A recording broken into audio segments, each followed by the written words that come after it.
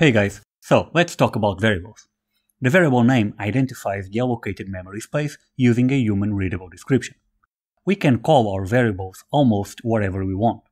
But, using random names, we'll end up in such a mess that we'll have no idea of what's going on.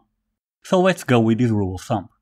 A variable name should always be descriptive and recognizable, meaning that you and other developers should immediately understand what that variable stands for.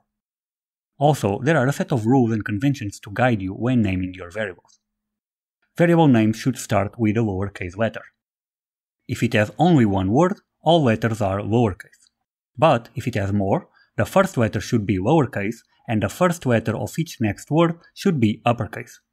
We call this the camel case convention, or in this case, the lower camel case, since the first letter is also lowercase. Now, why should you care?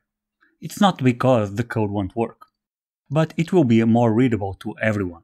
You, fellow developers, and even potential employers. Trust me, I've been there.